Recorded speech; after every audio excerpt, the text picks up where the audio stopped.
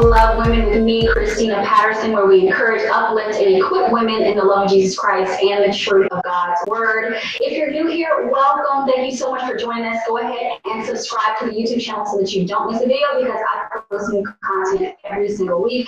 And if you are returning, welcome back, girlfriend. Today, we are joined by special guest Amena Brown, who is a spoken word poet, author, and speaker, to talk about her latest book, How to Fix a Broken Record, thoughts on vinyl records, awkward relationships, and learning to be myself. Thank you so much for joining us, Amena. I really appreciate you coming, and welcome to Beloved. Oh my gosh, thank you, Christina. I'm so excited. Listen, so I'm also on the launch team for this book, How to Fix a Broken Record. So I had the honor of reading in advance copies of all the book, and I absolutely love the book. And I think that one thing that people will probably say about the book, that they say about a lot of books, is it has that really personal feel. Like you feel like Amena is in a cafe talking to you over your favorite latte. I think a lot of people will say that, but I would go even further than that, Amena, because I kind of felt like we were on the couch in our sweats, bonnets on, having some straight girl talk. That's what it felt like to me, because you really went deep in some heart issues for women that you probably couldn't have conversations about at a coffee shop, but you did it in a way that I feel like will usher readers onto a path of healing like only a sister friend can do. So I really love the book. You talk about relationships, sex, marriage, learning to love yourself, how to say yes, how to say no, and I just want to talk a little bit about those things today with you. But first, I want to ask, why the title, How to Fix a Broken Record? Well, I am a music lover, and even before I get into that, Christina, I was like, does she know my life? Because I think that is correct. The way that you described it, I obviously meet with my girlfriends in coffee houses a lot. But when you said the sweatpants, I was like, but that is probably more where this level of conversation would typically happen, like at somebody's house where, you know, if they're married or they have kids, their husband and their kids ain't there, and we just in there like gotta go in on this. So I want to thank you for saying that so that I can update my website. But I am a music lover. I really, really love music, and of all of the arts, it is probably the forum of arts that inspires me the most. So my first book and this book both have some kind of musical themes, because music really informs a lot of my spiritual journey. So I think that was a part of it. And those that are reading the book right now, there's a chapter in there where I talk about a really tough conversation that I was having with my dad, and just, you know, when you go through some hard family stuff. And that conversation is actually what inspired the title for this book. Now, initially in that conversation, when I left it, I just felt like there were some things I had come to believe about myself based on my upbringing, based on, you know, just how like things go in your family. There's certain things you come to believe about yourself that are totally normal to you. You don't realize until later that maybe those aren't healthy things I think about myself, or maybe those things aren't true, right? Mm-hmm. And so in that conversation with my dad, it almost felt like some things that he said to me really brought healing to some negative things I had come to believe about myself. And the image that actually came to me was the image of a film strip, which that's, you know, a little old school, so some people like, what is that? But when we were in elementary school, right, you would watch things on the film strip in the projector, and if your teacher didn't get to it quick enough after you watching it, the tape would go all the way, would wind itself all the way to the end. You'd hear that film strip sort of flapping at the end, and that's the image that came to my mind when I left that conversation with my dad that day. This like, I've had this something playing for a long time in my life of who I am or what I can be. And it turns out that those things I thought are not true. And that tape just ended so that I can believe the true thing.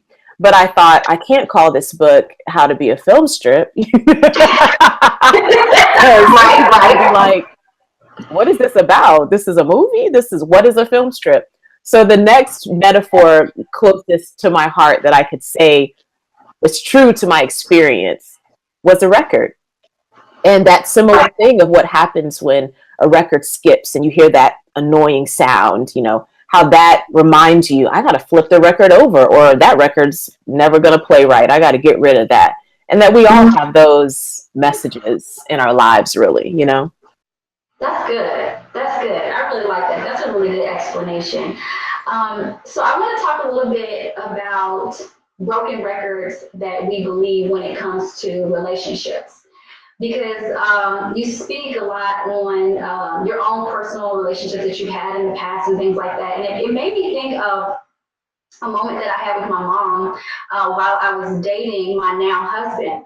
And, she's giving me advice. And then all of a sudden she kind of looked at me and was like, Christina, you're in love, and she said it in a way that was like, being in love is a sign of growth and even maturity in some ways. But I also think that in Christian circles, there's a lot of fear around dating and relationships. And you share in the book how in college you really didn't date much because you were scared. Can you share with us what you were afraid of and how you overcame that fear?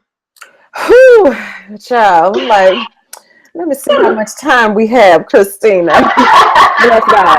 I think a part of it for my sort of church context and upbringing, first of all, was that there really wasn't a lot of context for dating outside of if you intended to be married. Right. So that put a lot of pressure on dating that maybe didn't have to be there, because you can grow a lot from dating and learn a lot from people that you date that may not be your spouse, or you may discover through the dating process are not spouse material either, right? Or you may discover that you are not spouse material, at the moment. It's a lot of things. So I think for me, I had a lot of fears in that, just like some fears that I learned from sort of unhealthy religion in certain ways. And I think I also had fears because, I was coming from a single parent home, 2 generations of single mothers between my mom and my grandma. So I think there were fears there of, well, we know what it looks like when that love can go bad. Right. We know what it looks like when we fall in love with someone and they leave us. I don't know what it looks like to be in love with someone and they stay.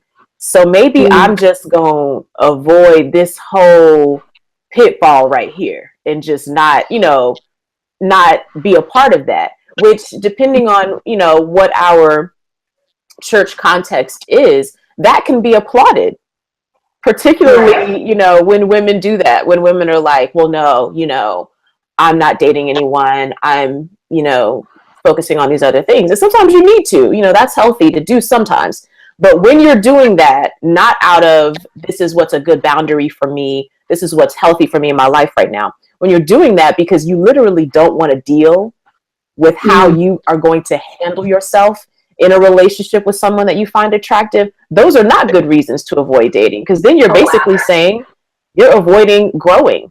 You're avoiding the places where God may want to show you how to be more like Jesus.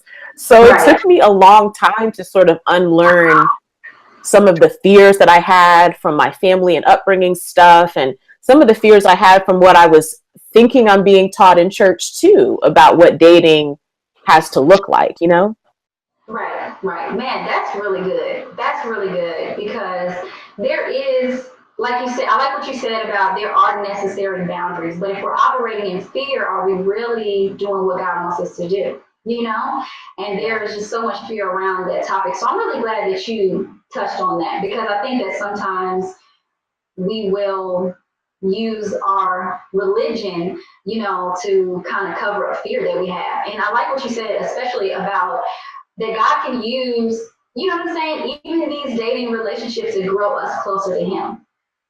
And that's not something that you'll necessarily hear in church a lot, because we want to avoid that, because, like you said in the book, like, oh, I don't want to have sex and I don't want to get married. It's just easier to just kind of run away from those things.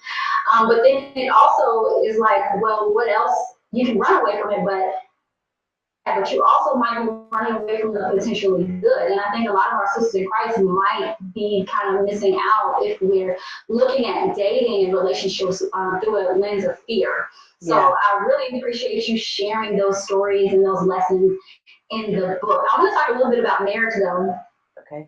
In one of the chapters, you write a letter to your younger newlywed self.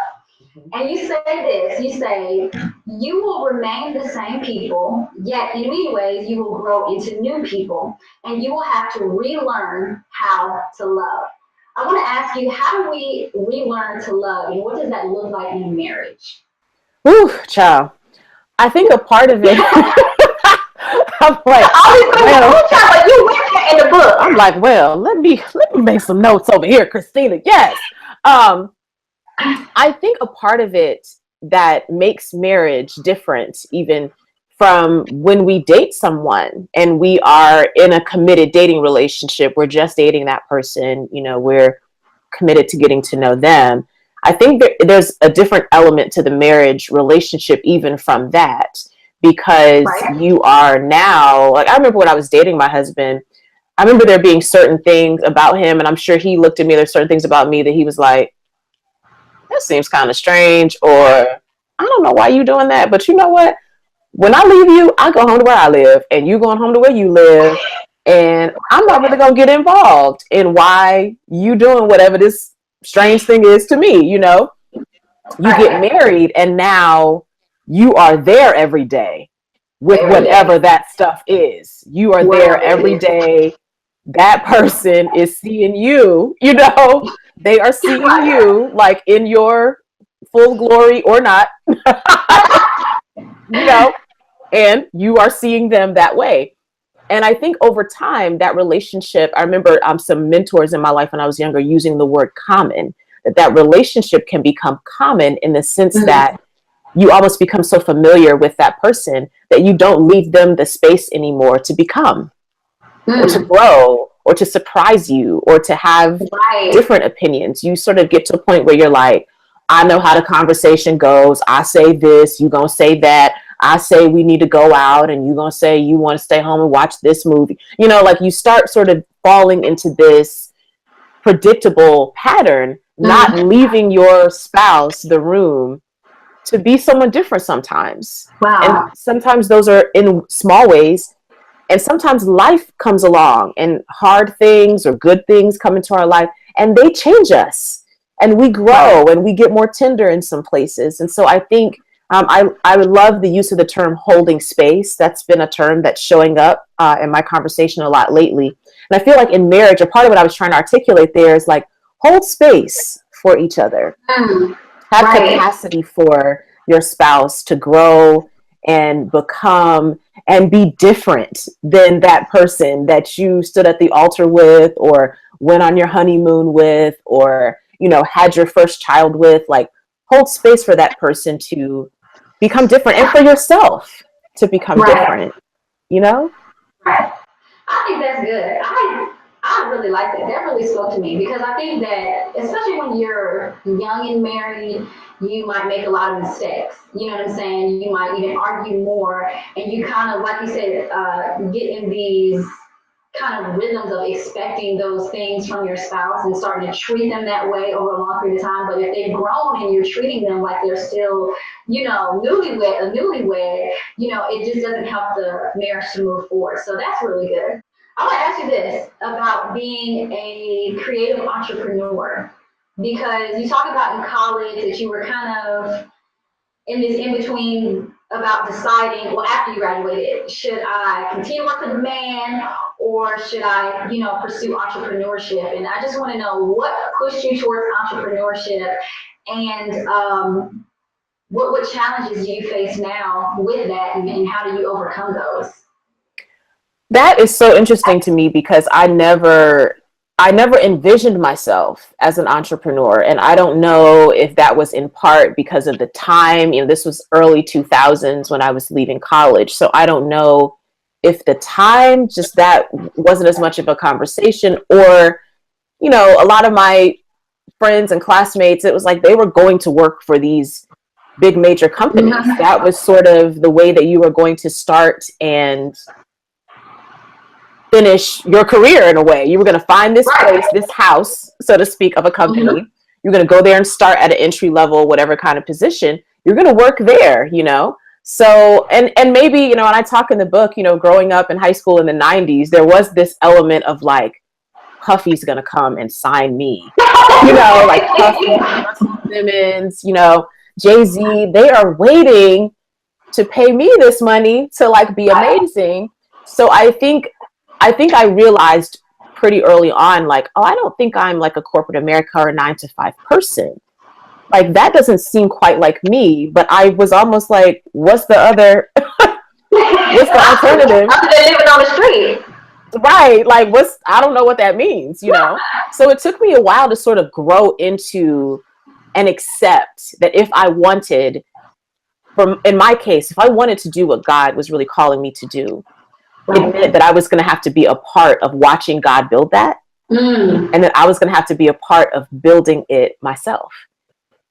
Wow. So there's a lot of ownership involved in that. There's less like passive waiting for someone to come and invest, you know, in what I'm doing. More like what are the resources and people around me that can help me, you know, build this, you know? So I feel like now I totally identify with that. And even my time working corporate America prepared me for what it would mean to run my own business, to have to think like a businesswoman and not just in this very like pie in the sky way that a lot of creatives can sometimes have in the way we approach things. Like I can be pie in the sky for like a couple of hours a day. And then it's like, okay, girl, some contracts got to be signed. Like some business has to be done. These taxes got to be filed, you know, like you have lots of things to do. I think one of the challenges in now, I would say where I am, it will be 8 years in January that I've been full-time without being broke. Is 10 years if you include the broke years. Just to be clear. So with the 8-year sort of anniversary for me coming up, I think one of the things now that's really on my mind, Christina, is I think sometimes as entrepreneurs, we end up getting caught in the everyday stuff so much that we don't give ourselves as much time to think about, am I really doing what I intended to do? Am I really doing what I want to do? Am I just doing what people are asking of me, or because there seems to be demand for that? What do I want to be doing in 10 years? What do I want to be doing when I'm 50, when I'm 60? Do I see myself retiring? Do I see myself working until, you know, until like my breath is gone and that's the end of my life, you know? All like, now I'm thinking about what does longevity look like as an entrepreneur? And that means having to take some steps back and get vision for where it is that I feel like I'm headed. That's a prayerful journey of God, what are you calling me to do in this time that, to our point about marriage, may be different than you were calling me to do when I was 22, you know? So there's all this like prayerful reflection that goes into that, but that's really one of the bigger challenges, but it's also a beautiful thing to be able to stand at the helm of something with God and say, God, you know, what do you want to do with this or with me? Right. I think there's a lot of freedom in that too. There's definitely a lot of having to have faith and trust God, but there's also a lot of freedom because you have 2 chapters. One you talk about like when to say yes, and another you talk about when it's time to say no. And you share that, you know, you're learning that you sometimes have to say no to things, even if it means more money or more popularity, because you are learning to be true to yourself. Yeah. And you say that you're learning to say yes out of abundance and not out of depletion. Can you help us understand the difference between knowing, you know, when you're in abundance and you can say yes and you should, and when you probably should say no? It's hard. It's so hard. Like, I'm like right now, like, yeah, I need to practice this. Well, I'll tell you the first thing that came to my mind, and I can't remember if I told this part of the story in the book, but in the book I talk about how, you know, I was seeing an acupuncturist.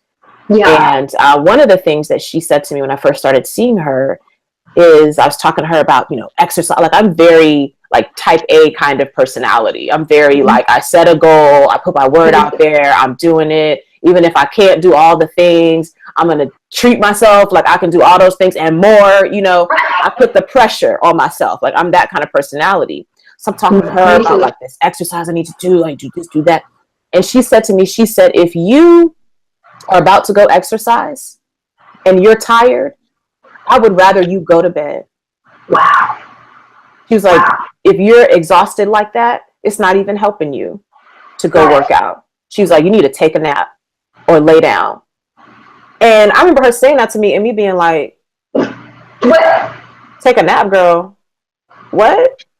But I think that is like in the answer to the, what do we say yes to? What do we say no to? Because a lot of times I find myself saying yes from a place where I am so tired and I do not really have the good energy to give to it. So I'm trying to pay attention to that. Like, even, you know, with social functions, bless, you know, like people are sending me the Evites and they having birthday parties and they selling essential oils and jewelry. They having the Trump parties and, you know, and just having to sometimes be like, I'm so tired. I can't even be there with you and enjoy it. Like, it would be better for me to miss your party and go to sleep or watch a movie at my house and be in my ugly sweatpants and get with you later and have coffee with you and eat cake with you, the two of us. That might be more healthy for me.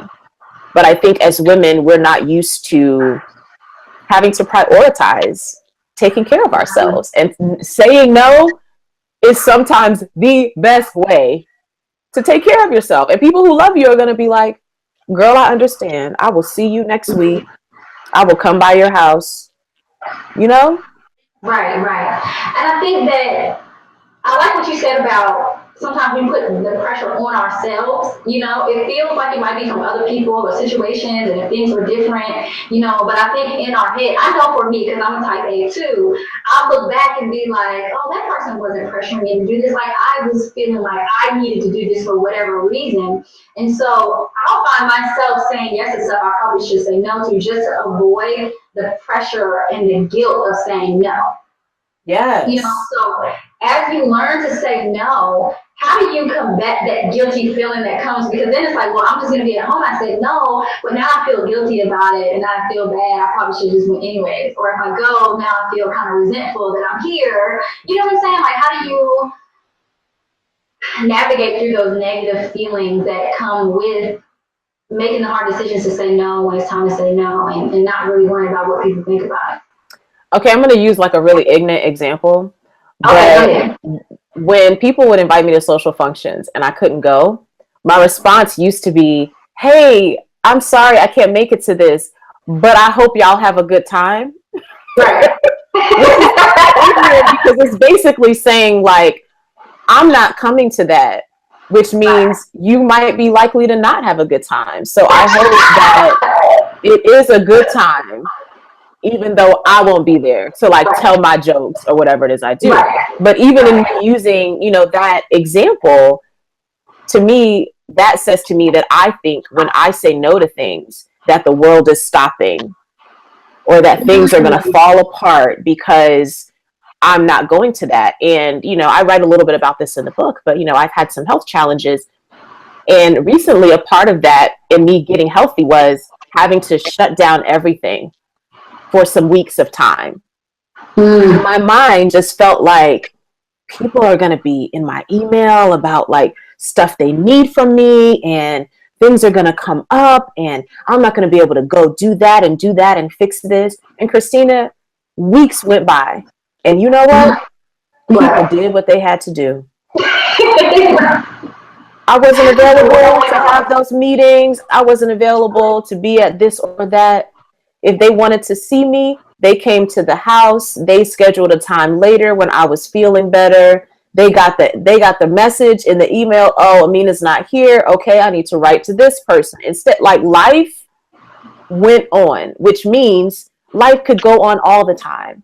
Right. And maybe my best yes sometimes is to say, Jesus also wants me to take care of myself and this body that I'm only going to have one time. That's true. Jesus wants me to eat well and rest and be with people that refresh me and not spend all my time with people who drain me. You know, like Jesus wants that balance for me also. In his care for me, he would want me to Right. care for myself too, you know? Mm, that's good. You just freed a whole bunch of women up, Amina. To go I'm ahead and walking with you, say, sisters. I'm walking with yeah. you. So, Amina, you have a chapter in the book called The Ministry of Discouragement. And you talk about the tension between trusting God in the good and in the bad, when things go your way and when they don't go your way. I want to know why you would say that discouragement is a ministry. That chapter, Ministry of Disappointment, was the hardest chapter to write in this book. The hardest, hands down. It was a chapter, it was actually, let me start back a little bit, Christina. The Ministry of Disappointment was initially a blog that I had posted on a blog site that I was writing for at the time. But in the blog post, Christina, I left out what was actually happening. I left in sort of like these lessons I'm learning and, you know, these things, but I left out the parts that really made me like ugly cry. Yeah, that you put all in the book. Yeah, that I put all into the book, yeah, which is, I was sitting here with my little tissue box by my laptop, like, oh, you know, and it felt strange to say, you know, and I hoped in that chapter that I was articulating, I don't believe God is a masochist. You know, I don't believe God enjoys inflicting pain upon human beings, or that God is standing above us as this puppeteer, like, oh, let me break her heart right here, just so she can tell this lady that she'll be okay when her heart get like, you know, I don't want to begin to ascribe to some theology about God that I don't believe is God's character. You know, so that was a part of it that I wanted to say. When I say the ministry of disappointment, it's not to say that God wants us to be discouraged or that God wants these hard and tragic and horrible things to happen to us, but to say that when we have to sit in the place of grief, when we have to sit in the place where we have experienced delay after delay after delay, we have to experience truly the depths of disappointment. If we allow ourselves to be open to it, that painful experience can change us and grow us in some healthy ways. It can help us to see God more honestly. It can help us to pray more honestly. And I'll tell you one thing it's done for me is it's helped me to be in people's space in a better way when they're hurting. To not feel like I have to fix it, or I have to have advice for them, or I have to be able to tell them it'll be over soon. Sometimes it won't be over soon. Sometimes it will be hard, a long time. And you will want it to be over. And then it will be hard for a longer period of time. Life just is that way. That is unfortunately a part of our lot as human beings. But in the middle of that, God does minister to us. And God does love on us and bring us comfort in these ways and let us know we're not alone. If anything, I felt like I had to write some of those things to say, wherever you are in feeling discouraged, in feeling like you're walking through that ministry of disappointment, you aren't by yourself. I may not be going through the exact same thing you are, but I'm over here walking a very similar road to you. And if we walk it together, we can make it through that. With the grace of God, we can survive it, even where it hurts us and makes us cry. But I wanted to be able to write something to say, you know, sort of when I was growing up in church, Christina, I just remember it being like, you know, people's testimonies had to have this like, this really terrible thing happens. But that's done now. Look at God, right? Right. But like, what happens when you haven't gotten to the that's done now? Is it still look at God? You know? Right. So I wanted to hold space for that when you're in the middle and you haven't arrived to the, you know, the part of the testimony we're supposed to make everybody shout, you know? Right. Right, that's good. And still look at God even there. Yeah. Amena, what does it mean to find God in the groove? Finding God in the groove is like everything to me. I mean, first of all, like I'm going through a time where like even like the worship music that I listen to, and so I'm using worship music to be a lot of things because sometimes I listen to Erica Badu and I'll be like, Jesus, yes, love can make it better, Jesus. Yes, you know. So that's like a lot of things for me. That could be like Erica Badu and India Arie and Fred Hammond. That could be like a lot of stuff. Right. But I just feel like I'm sort of returning to my like soul and gospel roots in a lot of ways. And that is even reminding me of my heritage as a Black woman and the songs that my grandmother sang to, you know, carry them through their hard times. So part of that groove for me is literally music. Is to say it's okay to return to the groove of that, to find God in that bass line, in that booty shake, you know, so to speak, right? But I think it's also sometimes we get in our own way. We don't want to follow the groove of God. And if we look at the groove of Jesus, Jesus doesn't strike me as like the Excel sheet kind of way of being. Yeah. You know? Yeah. He healed all these people. He didn't heal anybody the same way twice. His main method of communicating was through storytelling. So there's a lot about the group. And Jesus is this interesting combination of all this dichotomy, you know? Like here's this Jesus that would come down to earth as Son of God, right? But when they're getting ready to murder him, would not defend himself. Like that those two things exist inside of Jesus. Right. That he's able to be both and in a lot of situations that as a human being, I'm like, I don't know how you loving your enemies, Jesus. Like those kind of both, like you're sitting at the table with people you know are going to betray you. You know it.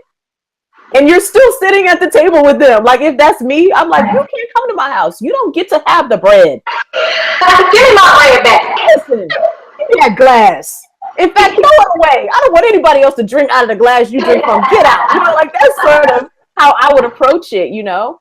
And so I think when we study truly the life of Jesus and we get in the groove of Jesus, we're going to find that will hopefully for us undo a lot of the things we've made Jesus out to be that Jesus isn't. Like Jesus is love. Jesus is paying attention to the voices of the oppressed and the marginalized people. Jesus is being mindful of the widow and the orphan. Like Jesus is very present with people and not a super religious person for someone who human beings built a lot of religion in his name, you know? So for me, I'm trying to find that groove of love, and that's loving myself, and it's learning the character of God and being loved by God and letting myself be loved by people in my community. You know, I think that's the groove of God. We could all do well to find more of that, you know? And you know what? I think that when people read this book, I think that they'll be better prepared to do that and to find God's groove as well.